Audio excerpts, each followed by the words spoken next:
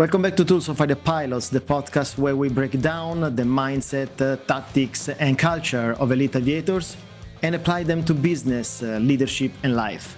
I am TC, and I'll be your host.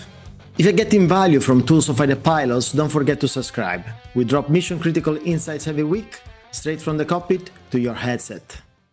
Billy, welcome to Tools of Fighter Pilots. Your article, I've read it so many times now. Fate, Luck and Choice, Caesar Salad, Flying Fighters and Being Good Enough is one of my favorite because it strips leadership back to something pure, fidelity to what works.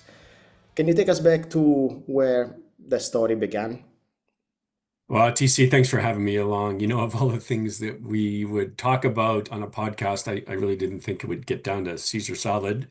But there's a metaphor there, and there's, two rules of this Caesar salad that really have applications as we get into our world of flying fighters, and then where it goes in the real world.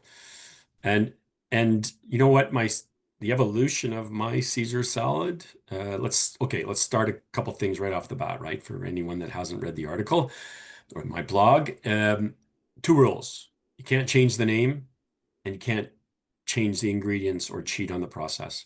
And then the title, it's called Billie Flynn's Fighter Pilot Caesar Salad, and it will forever be called that.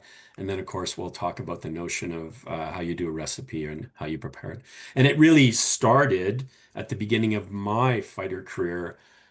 Look, I come from the Canadian Air Force. I was the first baby pilot picked to fly the CF-18 Hornet, now more than 4 decades ago, the first baby pilot to solo the airplane, and a series of firsts throughout my early fighter pilot career.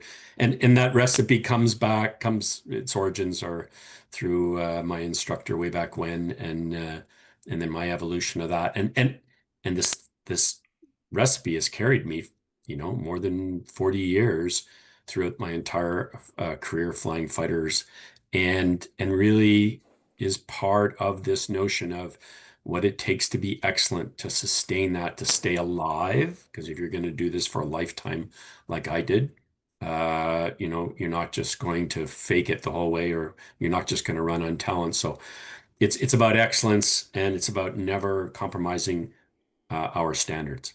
And that's my intro to it all. It's really, when you're talking Caesar salad, it's fascinating how a domestic ritual, can reveal something so deep about discipline. I think fighter pilot, they all have something like this. Okay, I do this thing always the same time because this is the title and this is how you do it. And in aviation, it's fidelity is not an abstract. It's life. It's credibility. And you don't follow the procedures or the standards because somebody is watching. You follow them because they work. Because sometimes people can criticize, oh, okay, you're doing this because you have always done that in that way. It's not the kind of narrative. We do it because it works. So you can't let's say outsource standards. And the day in Germany when you flew the Eurofighter, you decided that probably the Caesar salad was resonating to you, was kind of the metaphor of what happened there, in the opposite way. Tell us a little bit about the story, because I'm flying Eurofighters as well, so I exactly can can connect to that. Yeah, and so let's get some basics. It's not just because you mentioned standards. It's not just standards because it's the way they've always been done or they work for us. In our world, there's a real a red line out there. There's a line in the sand, as the saying goes, and that's it's a world of fatalities, right? Our bad day is we die, or by the way, we don't just kill ourselves, we kill someone else. And so there really is an end to this, and our standards, the way we conduct ourselves, really they're all learned in blood, right? And when we compromise, we put our lives at risk. And so we establish how we do things. We establish a level of excellence because it first and foremost, it's meant to keep us alive, and then ultimately it's meant for us to excel. Look, as fighter pilots, uh, we fly. It's an inherently dangerous world, and the ultimate for us is combat. like when I commanded the Canadian Fighter Wing and Operation Allied Force in 1999, the bombing of Kosovo and Serbia. It's combat, right? People are trying to kill you when you go out every single day. As an air show pilot, my career is bookended early CF-18, including the Paris Air Show, and then 30 years later, the F-35 at the Paris Air Show. In the air show world, in the demo display world, Oh yeah, it yeah, isn't yeah, just risky, it's flat out dangerous with yeah, variables you can never control. And in the test pilot world, where most of my career has been spent, the second half certainly, there's so many variables out there and the unknowns that something's going to kill you. And so all of this is about the conversation of, the risks out there and elevating your standard. The example I use for the Caesar salad was a flight of early Typhoon. So I was hired to work in what was called, well, you now call it Airbus Defense in Germany, but different names back many, many years ago. I joined Eurofighter at the beginning of the program when there were only developmental aircraft there, the 7 prototypes, DAs as they were known, even before initial production.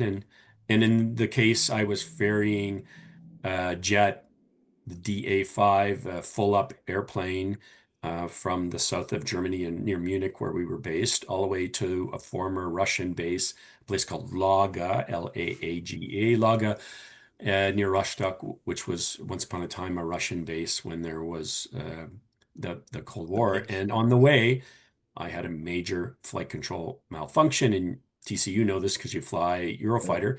It's the second most unstable airplane ever built, second to only the X-29 forward swept research airplane that NASA flew. It's an incredibly unstable airplane. And when things go wrong in that flight control system, it leads to catastrophe. And I had likely the most dangerous flight control failure uh, to that point in time on the way. And the real issue is I was way behind the airplane. I had allowed the philosophy, the standards of my German company and how the flight test department was run to invade what I knew to be right. And I was way behind the airplane in even the simplest of ferry flights. Wasn't familiar with the cockpit. We didn't have simulators in the day. So much of it was new. I was scrambling all along. Very poor systems in the airplane at the time. So even flying it from one place to the next was not easy. And then this flight control failure happens. And all of a sudden, I knew I was in real, real trouble. And flying a Eurofighter in that condition is like being on a pin, at the top of a yeah, pin, yeah. where everything's unstable and everything you touch is going all over the place, and you're just barely hanging on to keep the thing in control. And I managed to put it down on the ground at Laga. I remember the relief of when I popped the drag chute to slow down Yeah. to think, oh my God, I'm on the ground. And I was just furious with myself. I had allowed myself to fly to the standards of someone else, that organization and my bosses. And my boy, fighter pilots, right? My fangs came out. I was just enraged, embarrassed at myself, but really just so mad that I had compromised myself, nearly lost the airplane. And it was a Saturday that I ferried. I'm beyond mad. Everybody knows what happens. It's gone. The team that met me in northern Germany by the time I shut down, they'd already called back to southern Germany and told them what happened. I locked myself away the next day and started rewriting manuals and rewriting checklists and sorting out how things were going to go the next week when I was doing a major radar series of tests against the MiG-29s that were based at Laga. And I had to turn it around. And I knew if I didn't turn around, I was done. Done in my own head, certainly done in that job. And it was one of the very, very few times in my career where I have let someone else contaminate what I knew works. And so now let's apply this to this salad recipe, which has nothing to do with flying, except that I make an exceptional Caesar salad and always have. And every time I have allowed someone to cheat on the prep to change the ingredients to get something that's not as expensive, not the same quality, it has never been the same. And sometimes that salad has been atrocious, not worth making. And it always brings me back, as I've said, to this is the only way you make this salad because you need it to be as good as it should be. And for me, to sum up this tale, I can't let someone else determine my standards. I have to have the prep that I need. I need to walk into a briefing with all that I'm ready for. I have to take away all the variables that could possibly happen to me before I get into the airplane. So I have the headspace and the capacity to handle the unknowns that are going to happen. I'll finish by saying, when you're young, you know this because you were once Yeah. upon a time a young fighter pilot. Young fighter pilots are immortal. Like we run on talent and luck when we're young, right? And it's just exuberance. We just have all this energy. We forget and we don't care about all the rules because we think we're immortal. And that works for a little bit, but at some point the luck runs out. At some point we're only so talented. And if you're going to do this vocation to be excellent all the time for a lifetime, like you're doing, like I strived to be, then you set up standards and you realize that luck and talent don't take you very far. Yeah, you have to be that Yeah. good. That gets back to the Caesar salad, which is you don't ever get to cheat the process. You don't ever get to compromise. Yeah, yeah, true. And first when I read your story, I thought about some Caesar salad failures that I had throughout my career, and I was thinking about one time that there was a mission on the F-104, and it was just a night intercept. I step out, they told me, okay, look, there is a piece of radio that you need to bring to Getty, an Italian base in the northern part of Italy. I know, Getty. I was like, okay, yeah, good to go. And I didn't check the configuration I had. I had four tanks, so there was a heavy configuration. Took off, and now I'm going north. Heavy on fuel. I didn't check the weather because it was a beautiful night in Cervia. So you can see the horizon, you can see the sunset. You look north, and you see lightnings, and it starts raining. And I'm approaching Getty. I was like, I'm too heavy with fuel. I'm really like, I don't know how I'm gonna do it. Okay, anyway, I was a senior wingman, let's say. So, as you said, exuberant, even a little bit silly and stupid.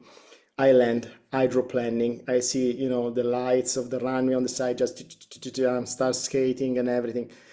Shoot, obviously, because you're landing under 90 knots. You need to wait for under 80 knots to draw the shoot. Finally, I get out. And it's like, okay, good. Yes. Probably that one was one of the epiphanies where I decided to code certain principles that become non-negotiables. Like you said, internal standards, because we have SOPs, and SOPs are built on blood, seeing what other people, other pilots have done, the mistakes, the accidents. But then you set up your own standards and you say, okay, this Caesar salad is not good enough. This is what you have to do. And so mine that I always talk about are five, which are basically be on time, be prepared, structure and checklist, assertive communication, and control the controllable.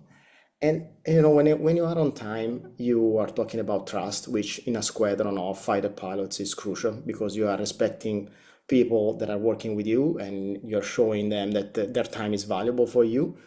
When you are prepared, like you told us in the story of the Eurofighter, it changes. It changes the outcome of your mission.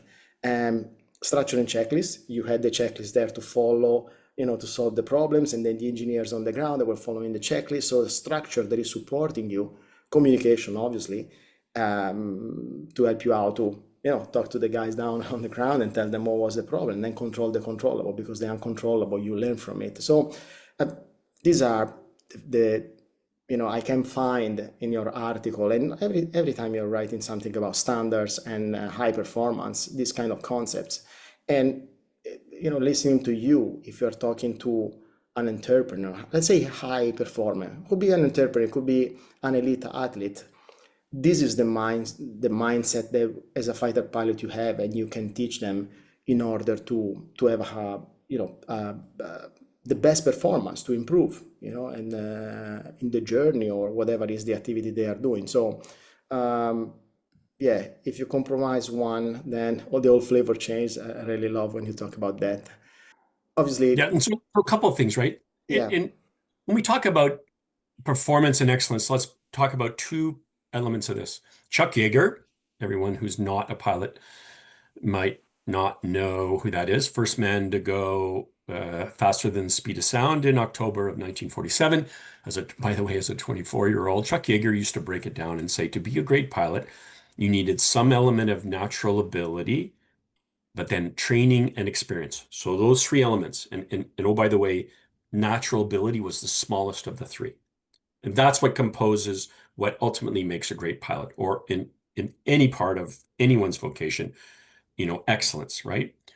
Um, and we all think in the beginning it's about talent, and you certainly saw that in the beginning of your career. There are guys that you went to pilot training with who are just, I don't know, it's so easy for them. It's just so amazing for them. And at least in my case, I certainly didn't have the skill set. But over time, you build up the other elements of that. In early in our career, when we're trying to perform, we're trying to be excellent, it's really about ourselves. It's about getting good enough to be at that level. And then later on in our career, we're trying to master something. We're trying to be ultimately the masters. By the way, that applies in other vocations. In our fighter pilot world, the saying goes, do you know how long it takes to be a 10-year fighter pilot, which we consider a master? It takes 10 years. There's no cheating. And then later in life, maybe like where you are, but certainly where I was, we're so experienced, we're mentors, we're leaders to everyone else, and people look at us. And those standards that we set go across everyone. It's not just us and how we show up every day and, oh, by the way, to stay alive and to be great, but it applies and everyone else watches you when you walk in the door. And you've used that analogy before, when you show up on time, when you're prepared, everyone else sees that. And you don't get respect by default. You earn it from everyone else. And so everyone expects to see you there showing up, being excellent. And then they themselves realize what that standard is and why it's important. So I think it really applies to so many vocations. We love to talk about, ours is a vocation that is very clearly has super high standards because it's an exciting world of going super fast and it just is all about the energy that goes with flying fighters. But it applies to so many other vocations when you're trying to be excellent, when you're trying to be the best. Um, you have to set those standards. Look in for an athlete. Uh, in other parts of the world, they might call it ice hockey. In Canada, it's just hockey. But in hockey, the for many, many years, the young guys would play a hockey game, which was typically played in the evening, and afterwards they shower and get dressed and go to the bar and drink beer, and then go to sleep, stay in the bars late at night, go to sleep. Then the next morning they get up and do the same. You don't have a lifetime of that, and you're not going to be a superstar if you do that because you're going to realize that what you really need to do if you're going to be the very best is finish a hockey game, have a shower, warm down, and then get to eat and get to bed because tomorrow is going to be the same thing and you're going to train the next day to be excellent. You don't get to do a lifetime on exuberance, and I think that applies in so many vocations around the world. It is full on to be the very best. It's not a fluke. It's not natural ability. It's dedication to this. Yeah, And whatever those dedication. standards are that make you prepare every day to show up to be better than you could possibly have been even yesterday. Mm. Yeah, exactly. I think probably the fact that our life is so dynamic and so dense and intense, we are pretty good storytellers. So these stories become some kind of a reference, and there is always a metaphor or a lesson learned that we can apply to teams. Like you said, teams, sport teams. It's incredible what we have to share with the sport teams and teams in general, high performance teams. Um, the the story of mine of the F-104, I belong to an earlier generation. Also you, but you were tough enough to be also a test pilot on the F-35. So, before it was all, let's say, tactile and the world of flight, much more than now that is digital. But the lesson continues. So today's pilots and leaders operate in different environments, and the information is overloading their mind, their life, constant feedback loops. So we are living I like to call it fifth generation mindset in general, because it's not only applicable to the fighter pilot. I've listened to some of the discussions regarding the mindset of the pilot that is shifting, but also of the Air Force, the way that they need to shift. So, um, uh, can you articulate a bit this regarding this fighter pilot and fifth generation mentality and what's going on? Well, and as much as much as we would say we are old school or legacy, really the same element of how to succeed applies even today in a fifth generation airplane. So for those who don't know what an F-35 or an F-22 is, as part of what we define as fifth gen airplanes, different than Eurofighter, F-18, F-16, Rafale, Swedish Gripen. Fifth generation airplane is driven by or characterized by stealth and sensor fusion. And sensor fusion, stealth we all get. It's not Harry Potter and the Cloak of Invisibility, but it's being almost impossible to detect. And sensor fusion is a very broad term that relates to being able to see everything around the cockpit, everything on the outside, in the air, on the ground, and over the sea, presented on screens. They're kind of like iPads turned sideways, touch screens in the cockpits in front of us. And you see everything, not just what's out the front of the airplane, but everything in a 360 collated degrees, yeah. uh, screen. And that's a massive amount of information. And the cognitive workload that comes in a fifth generation airplane is an order of magnitude. So it's 10 or 20 times more complex than would ever have been the case in a legacy older generation airplane. And it's a unique skill set. I'm going to come to it. It's a unique skill set to manage that. But this same element of preparation, of having your body, you're physically, physiologically, and mentally ready for what you're going to encounter, same as applied in a 104, same as applied in an F-18, and same as applied in a Eurofighter Typhoon or an F-16, applies to walking into a fifth generation jet. Because you're going to go out there in the most complex aerial battles ever imagined, and your brain better be sharp. You better have slept the night before. You better have been someone who worked out and prepared. You better be physically and physiologically ready for what you're going to endure. It may not be dog fighting, right? Basic fighting maneuvers, basic fighter maneuvers at 9G. It may not be that, but it'll be long duration missions, physically exhausting and physiologically straining, mentally fatiguing, and then seeing a series of screens that'll just absolutely overload someone, and it takes absolute focus. And so these same preparations that you're talking about, the same standards, apply even in this newest generation of airplanes. And I'll finish by giving an analogy, because everybody that is not a fighter pilot has seen, well, they saw the original Top Gun in 1986, and they've seen Top Gun Maverick came out in 2022, and they remember that Tom Cruise, Maverick was twice as good as his students. He was two times as good. Well, step into an F-35, and on any given day, you're 20 to 1 better than your adversaries. You're an order of magnitude more lethal, more survivable, more effective. And that doesn't come for free. That comes if that man or woman in the F-35 is super sharp, super focused, super ready. And the fallout of that is what you and I are talking about, which is the same element of preparation, the same element of standards, the same focus that we had to do or we've had to do applies in a fifth generation jet.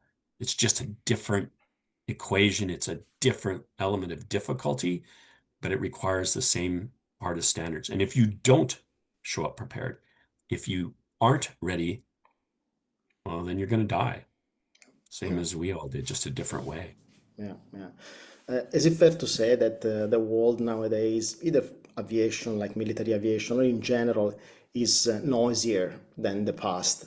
And so the way that elite performers need to live their life is not like being the most creative, but they need to be protecting their processes so that they can filter through this noise. Because when you jump on an F-35, obviously you are a mission manager, and as you said, the inputs that you receive, the brain is that one, is developing in a way that is processing probably more information, but the reality is you need to filter through the noise. And as an F-35 pilot, as a leader, we're talking about the hockey players, and they need to have a lifestyle that, all the noise that's coming from social media, from the media, from the fans and everything, they need to filter that one in order to get to the stand. So is it fair to say that the world is noisier today? Yeah, it's the element of focus. So two parts. One, human performance, and two, the skill set for a fifth gen airplane. One, human performance. I break it down when I discuss this now, and I tell people and I lecture about ultimately treating the pilot like a high-end athlete. And for him or her to think that every day that they fly is a performance, not just a flight. And if you're going to do a sport on a day like a professional athlete, you think of that flight that we're going to do, that in a Eurofighter, in an F-35, as a performance. And when you have that mindset, then you realize that you have to be physically ready. You have to be able to physiologically handle the stresses of it, and you have to be mentally ready, just what you're talking about. You have to eliminate all the distractions and only focus at what's going to happen, because it's the only way you're going to succeed and ultimately likely stay alive. Okay, so it's human performance, and we lecture at that, and you're going to see, or maybe you've seen, the evolution of programs, certainly in the United States Air Force and in a couple other militaries, where there's physical training, very focused physical training for fighter pilots now. There is mental fitness training to teach young, well, inexperienced pilots how to focus better and how not to be subjected to the distractions. And then physiologically, how to eat better, how to hydrate, how to sleep better, so that every day when they walk to the jet, they understand that it's performance, just like an exceptional athlete understands. The second part, there is a unique skill set to managing the cognitive workload in a fifth generation jet, because it's overwhelming, the objects in front of you. And how do you process what you see in front of you so that you can determine who's the bad guy, who's the good guy, who's not important, and then how do you process and deal with what is the lethal threat?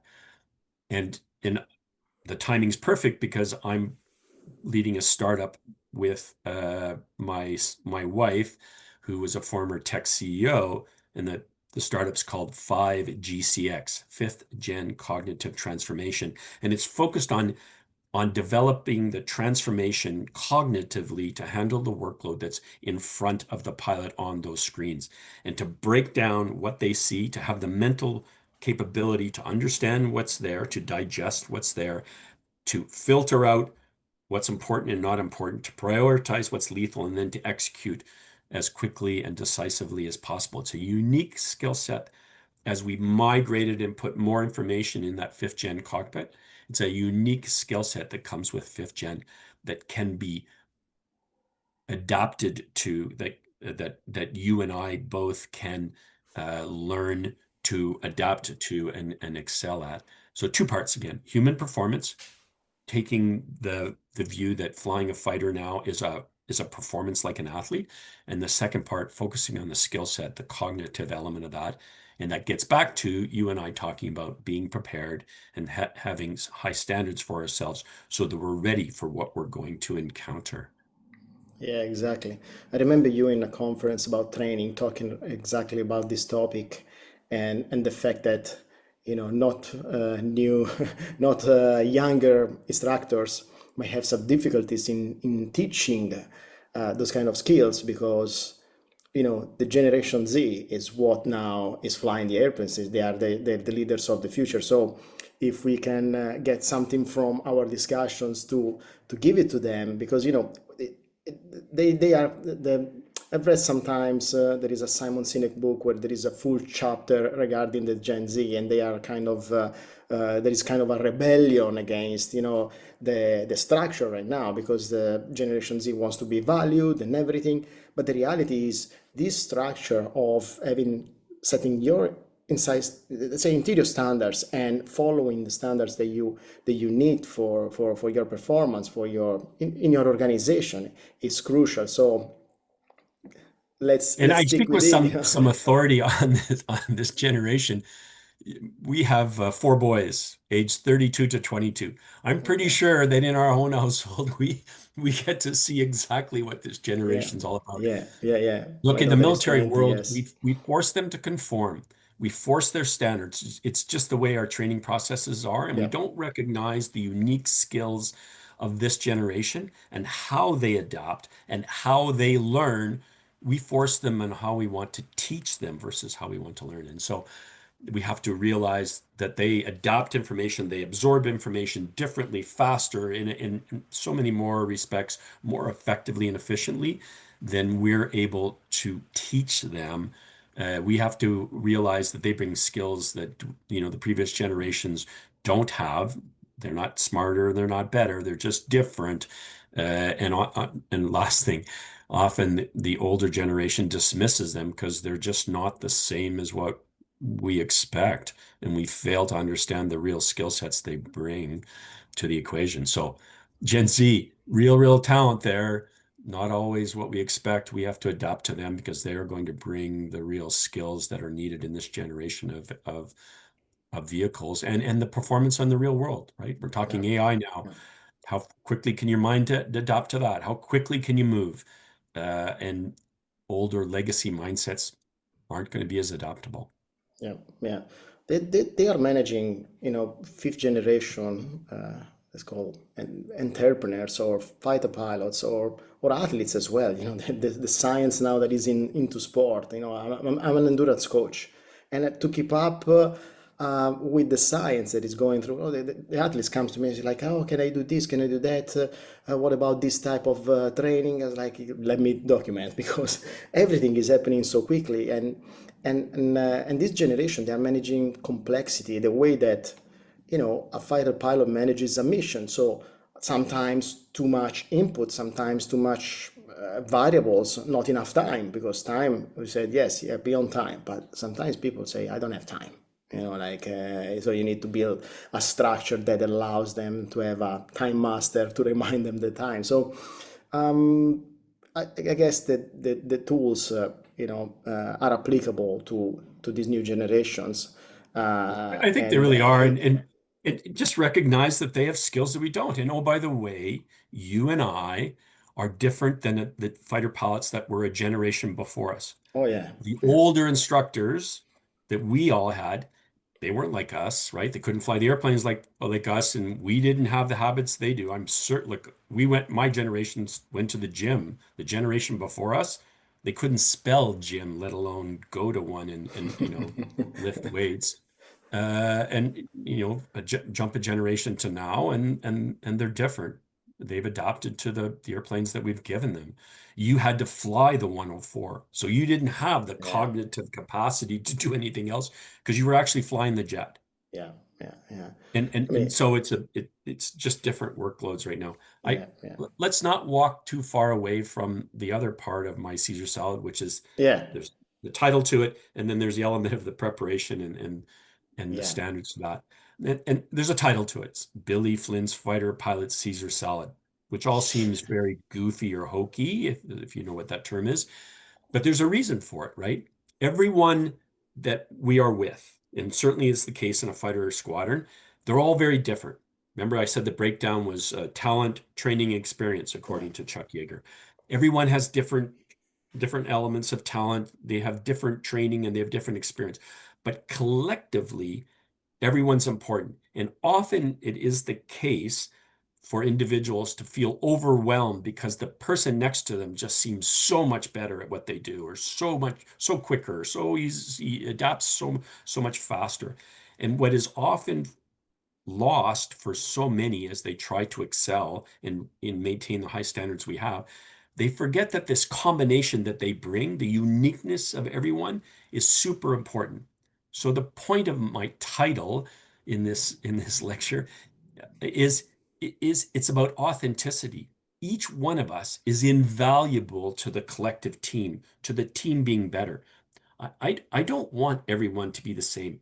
On a fighter squadron, you want the uniqueness of every single person. As a test pilot, I especially want the uniqueness of everyone else out there. And excellence is different depending on who we are. But we need everyone to be the best that they can be and have the confidence that they just have to be the best in themselves and not be like someone else and have that confidence that they really are invaluable to the team. I think that often gets lost. We often put somebody a star up in a pedestal and assume that everyone has to be like that.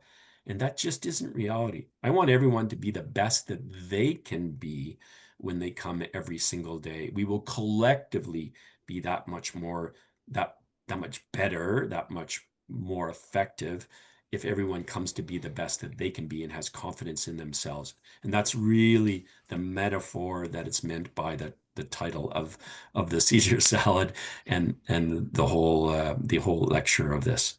Mm. One quick philosophical question. Uh, why do you think there is this attempt to equalize performance, setting up, an arrival point for everybody?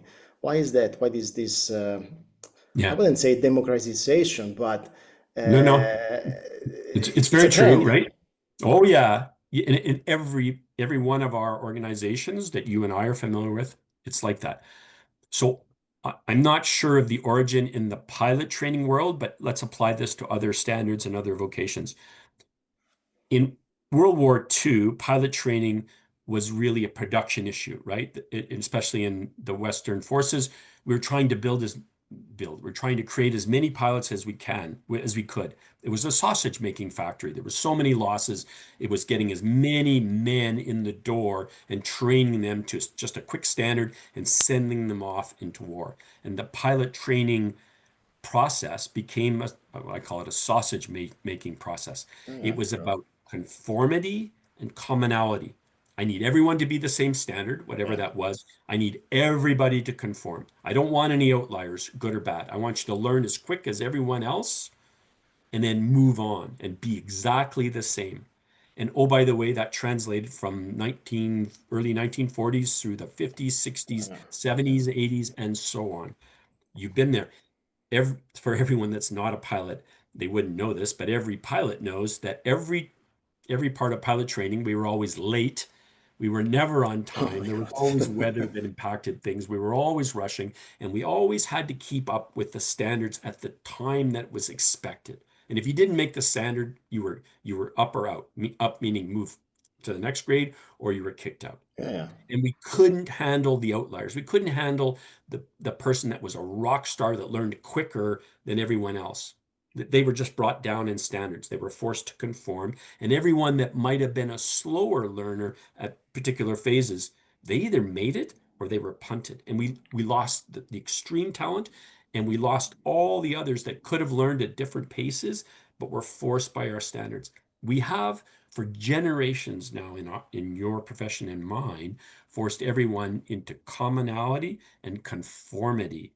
And we failed to recognize the amazing talent that was out there or those that just learned at a different pace. And ultimately, yes, we developed products that met a standard defined by old people, but we failed to recognize the individual learning capabilities of so many. And ultimately, we were not as good. We were not as effective because we lost the rising stars and the people that would have been stars had we given them the chance.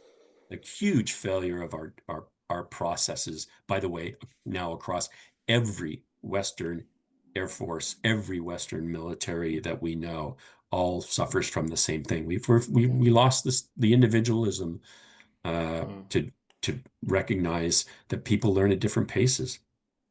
You were talking about Chuck Yeager. I was thinking about John Boyd when he was in the fighter weapon school. This kid is a stick and rudder, but he was even more. He studied math to understand, the envelope of the aircraft and to explain it because that was his logic, and it wasn't really understood from his Air Force, and downgraded all the times. Yeah, uh, yeah. I mean, F-104, F-16, then Typhoon. I saw this, let's say, this curve. In a way, performance and standard being understood a little bit better by the leadership. But still, as you said, sometimes the elite, the talented one, or the guy that wants to achieve, it's kind of put on the side, unmanageable. Well, and Um, I think we talk about the adapting to individuals now, but we yeah, really haven't institutionalized it in our systems. This startup that I'm a part of, 5gcx.ai, is where you would find it. One of the points of AI is to allow us to customize training. And in this startup, this fifth gen cognitive transformation, we're applying AI and machine learning so that each of the training systems is individualized. It's customized for you. It's customized for me. It's customized for everyone. And it's not just a set pattern like we were used to. It's not just sets and reps, which is how you and I learned. It was repetition as much as yeah. anything else. It's individualized because we were at a point now where we need to recognize that humans learn at different paces. Cognitively, we adapt and we digest information at different paces. And hopefully AI allows us to benefit from that and to individualize how we pass on information to our students now. There is great expectation for AI. Fear on one side, but great expectation for in every other sector. So your startup definitely is gonna benefit to this momentum that there is in the development. Anything else you wanna talk about, Billy? Well, I love your podcast. I love the breadth and depth of as we talk about human performance. I think there is, I mean, it's a sexy vocation that we have, right? We fly very, very cool airplanes. Everyone loves that, and everyone assumes that to be great at it comes with some excellence, some dedication, and standards. And as we break it down, there are so many elements of what has kept us being good at our profession, but also keeping us alive over all the many years that really applies out in the bigger world. So I really applaud what you're trying to do here. I think there's so much from the world that you and I have grown from that can be taken out into the real world and applied. You want to be the best, you want to stay alive, you want to excel, you want to be the best you can be, set your standards and don't compromise for anyone else. That's not easy to do. I'll finish by saying, look, I worked at Lockheed Martin for 17 years. I worked within the big Eurofighter consortium for a bunch of years before that. Standing off, being yourself, your own standards isn't really easy in multi-billion dollar programs when program managers and directors are chasing schedules and chasing their own metrics that aren't yours. It takes uh, character to stand up for yourself and to do what is right, that you know what to what you believe in. So you and I can preach about how to set standards. It takes character and courage to actually follow them and stand up for what people know is correct and right for themselves. So keep that in mind as we move forward. It's not all easy all the time. People want to compromise you to compromise yourself. So love what you do.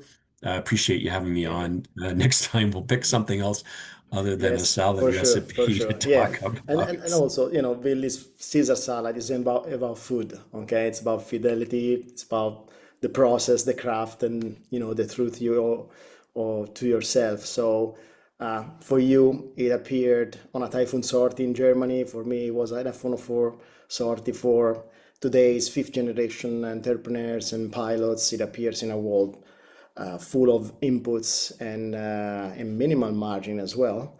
And the tools evolve, but the principles they stay the same. So for the listeners, in the notes you're gonna find the website of Billy his new startup with his wife, and all the links that all the things that we talked about. Thank you very much, Billy, for being here. Tools of Fighter Pilots. To the next one. Thank you. TC, thanks for having me.